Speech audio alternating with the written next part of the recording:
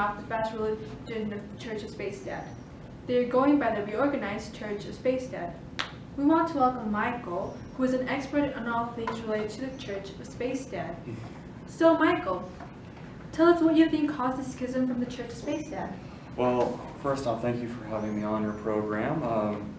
But concerning your question, according to Stark and Finke, niche shifting, or the shifting of needs, tastes, and expectations, caused the schism of the Church of Space Dad into two particular groups. The Reorganized Church of Space Dad and its new leader, Steve, split from the original church because of the lack of tension, of which has been slowly depleting over the course of several years. Steve has raised tension to very strict levels and called for more devotion of its members. So that pretty much sums up why the schism happened. And how will this affect the growth of the Reorganized Church of Space Dad? Well, according to Stark and Finke, this niche shifting to higher tension levels will negatively impact growth. Compared to other splinter groups, the membership has constantly been low to the heightened needs and expectations of its followers. Meanwhile, other splinter groups have higher tension levels compared to the original church, but still have less expectations in this reorganized Church of Space Dad, and thus its followers have been steadily gaining more converts after the split.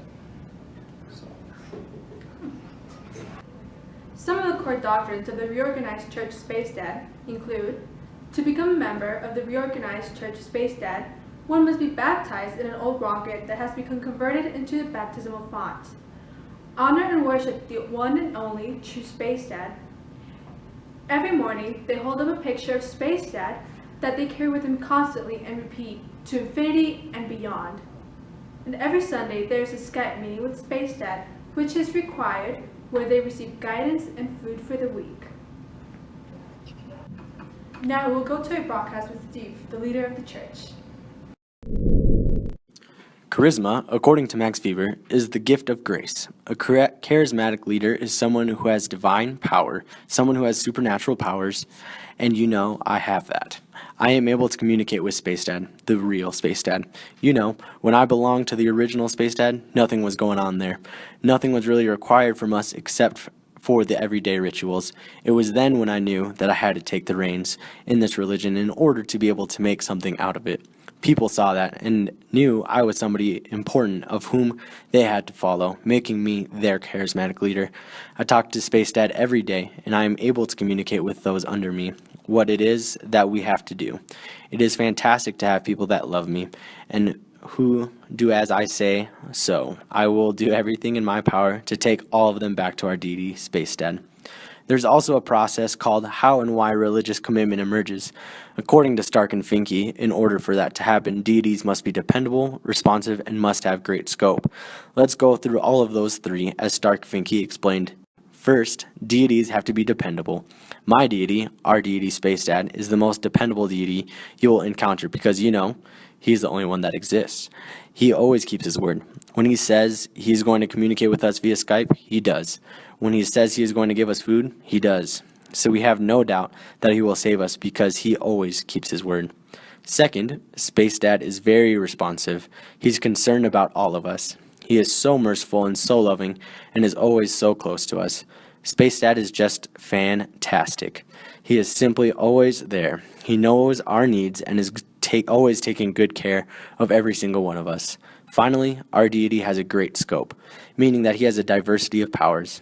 He can control the weather, making it sunny, rainy, or windy outside. He can also heal us without us having the need to go to the doctor. You know, because our deity is so full of power, because he cares for us, and is so dependable, everyone is willing to pay a price for it. That is the reason why this religion is so committed. We trust Space Dad and will do everything that is in our power to please him, so we may be living and have a great life and be saved. Now we'll send it to Joe, who is with a couple of members from the Reorganized Church of Space Dad. So I'm here with Drew and Jenna, who are both from the Reorganized Church of Space Dad. So, Drew, what brought your religion together? Well, Steve has taught us so many things to please Space Dad. When Space Dad leads us in prayers and other rituals, we all feel something special, a connection, you might say a collective effervescence. As Durkheim explained, this effervescence is why religion is constructed. The reason we do these rituals and prayers with Steve is to feel that feeling. It's more than just a feeling, but our special connection to Space Dad. And it motivates us to commune with him. When Steve begins the prayers in our weekly meetings, he creates a line of communication with Space Dad, and we're all invited to join in and share all our concerns and triumphs with Space Dad. And when everyone joins in, it becomes something spiritual that we're all invested in together. So it seems that the reorganized Church of Space Dad is socially constructed very well. Could you shed light onto why that is? Yes, I can. There's a process that explains how and why religion is socially constructed. In this process, there are three main parts: externalization, objectivation, and internalization. This means that one person or one group of people has shared an idea, which is externalization. Then this idea is taken as an outside fact, which is objectivation. Then these new sets of norms and values are accepted by a group, which is internalization. We can definitely see this happening in our reorganized Church of Space Dad. In the original Church of Space Dad, the ideas were taught were very loose and not accepted by all members. This caused the original church to begin to die down. There was just no structure. When the reorganized Church of Space Dad came, our leader Steve taught us that he knew the real Space Dad, and he knew the right things to teach us, and he knew the real rituals that we should be practicing. That was externalization. When he externalized these ideas, it became a fact to the world. But as a group, we internalized this fact and we took it as our truth. Of course we believed him. As a group, we originally had a sense that Space Dad was our one and only deity, but we just needed a leader here on Earth to lead us in the right direction. We all internalized this idea because it is our truth. So Drew, it sounds like you have a lot of commitment to this church. What brought this high commitment? So those meetings that we have every week, they're so awesome. Steve leads us in prayers and rituals and drinking of jet fuel. According to Stark and Finke, we would participate in these rituals and prayers in search of an experience or miracle to happen, and this would instill religious confidence. In fact, it's true.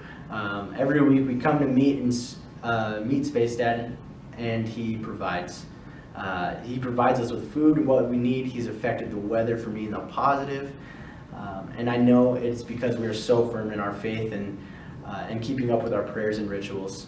Space Dad is real. I feel him and see him provide week after week. For this, I am invested to infinity and beyond. So what brought about your reaffiliation to the reorganized Church of Space Dad? Well, according to Stark and Finke, there are two reasons people convert or reaffiliate with the religion, and they are doctrinally and socially. Doctrinally, why wouldn't I want to follow a deity like Space Dad, who provides for me spiritually and temporally, as long as I follow his teachings, pray, and perform the rituals? The feelings and the traditions never have changed. It was just that the original Church of Space Dad was not providing for what I needed spiritually. The prayers and what Steve guides us to know helped me to have my own spiritual experiences, which led me to my reaffiliation with the reorganized Church of Space Dad. And socially, I created a strong relationship with Steve and some of the other members. I wanted to be affiliated with what they are affiliated with. My social capital reaffiliated with the church, so to see them, I as well reaffiliated. Thank you, Joe. We want to thank Michael for providing his expertise and Steve, Drew, and Jenna for joining us in this broadcast. Now, a message from our sponsors.